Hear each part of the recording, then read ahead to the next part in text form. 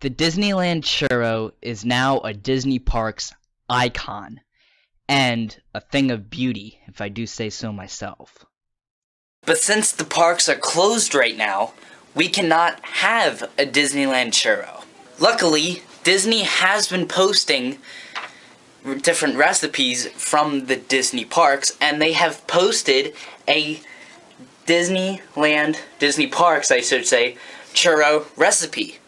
So today I'm Dane, and I will be cooking a Disneyland churro, and I will link this PDF in the description below if you want to bake it for yourself. I mentioned before that the parks are closed, and because the parks are closed, a lot of people are doing Disney at home. I saw this video that people are doing Pirates of the Caribbean at home. Some people are making, this recipes that Disney has put out. A lot of people have been sharing their Disney collections, but I'm not going to do that because I pretty much do that every single video with the desk upstairs. So this is my Disney at home video, kind of. So the first thing that the directions tell you to do, put cinnamon and sugar, mix it around a little bit.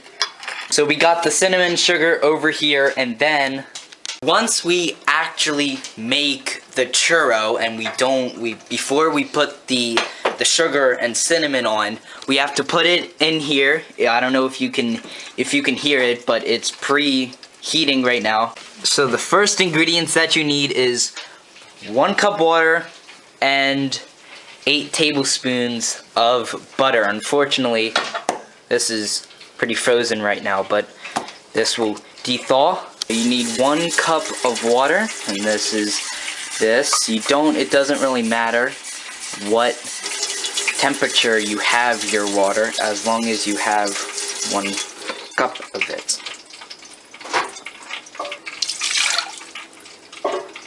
The next thing that you need is salt, and then you need also flour. So now that we have all of our ingredients, we can start the butter into the pan of water. So we're gonna put the butter into the pan. I've already measured it out, but we need 1/4 of a teaspoon of salt in there, and also 1/4 of a teaspoon of cinnamon in there as well. Now that we have our water, butter, salt, our cinnamon, and we have a saucepan as well. Also have it to medium heat, just like the directions tell us to do. It says also that we need it to rolling boil.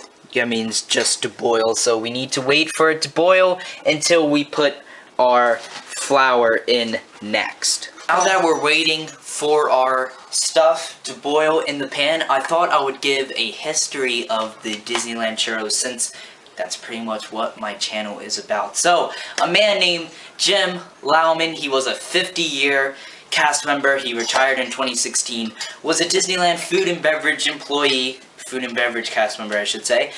He oversaw Fantasyland in the 1980s, and he was trying to figure out a good on-the-go snack for Disneyland, so something he could sell in a cart. In 1985, he spotted a churro stand at Long Beach Grand Prix.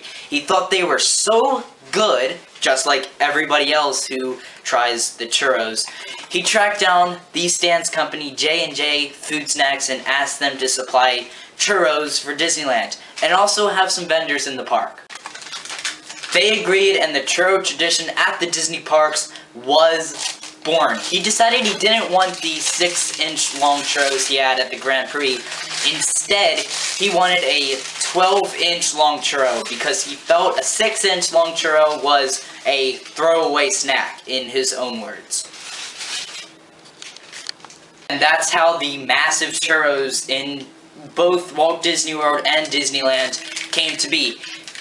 The reason that he wanted churros in Disneyland was because of the new, at the time, Videopolis. But before Videopolis opened, he had placed a cart where the Mark Twain riverboat let off, a test to see if they were hits.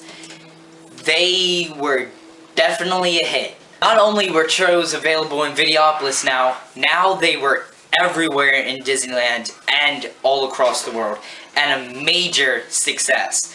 Jim Lowen later changed the churro carts into Disneyland Outdoor Vending Team, where all sorts of snacks were sold.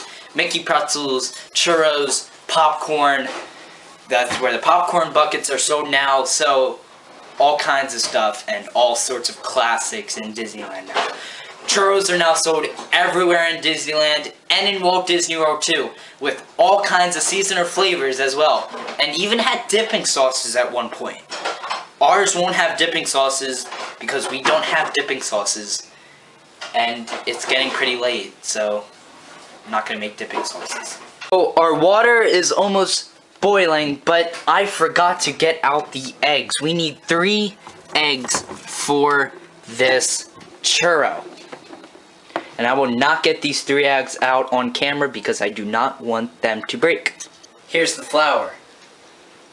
It's rolling, boiling right now, so I'm going to put it in. There we go. And you need to stir it fast, very fast actually. Once you stirred very vigorously, don't know how to say the word, sorry. Let it sit for about 5 to 7 minutes in this state. So let it sit for a little bit. 5 minutes later. We let it sit for about 5 minutes, 5 or 6 minutes. So it's time to add the eggs to the churro mix. We have to add 3 eggs and then stir. So she is stirring the first egg right now. Now we just added the second one. And then that's the third. We're gonna let this sit for a little bit because it says on the directions, just follow the directions. It really makes it very simple. We're gonna let it sit and gonna let the oil go, and then we're gonna separate it and make it into the churro, the churro look, and then put it in the fryer. We have to put the churro mix into the bag, if I can. Just like that.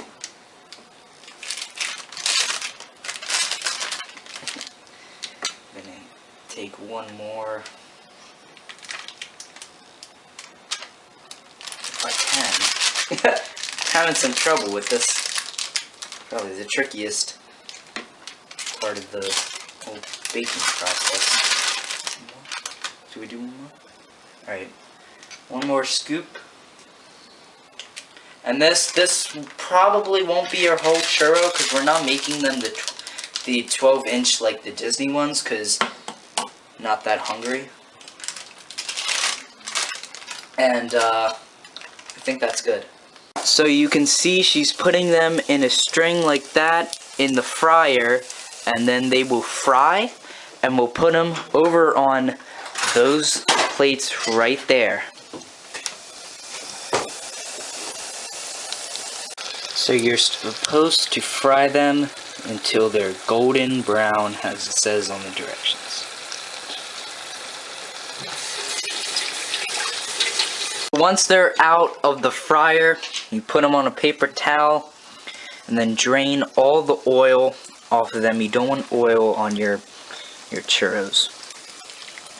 That would not be very good. And then take them. You can take them by hand or by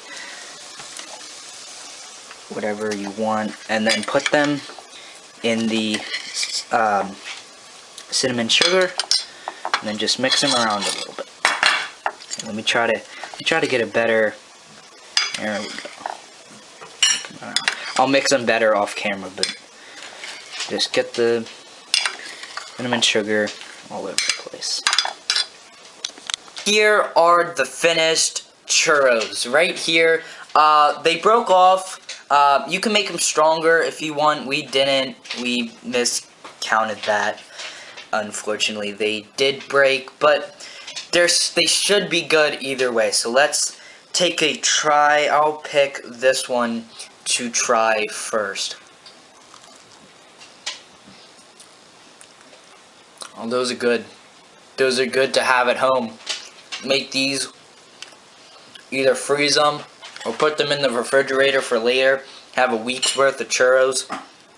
Awesome. These taste, they don't look like, because you're never going to replicate exactly that Disney magic, if you know what I'm talking about.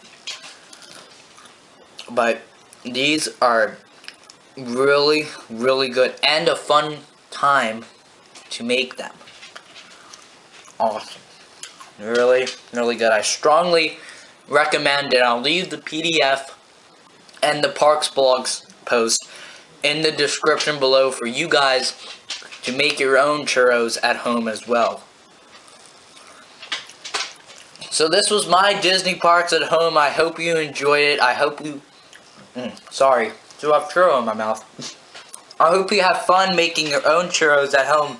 Stay safe, stay at home, everyone, and I'll see you in the next one. Have a magical day.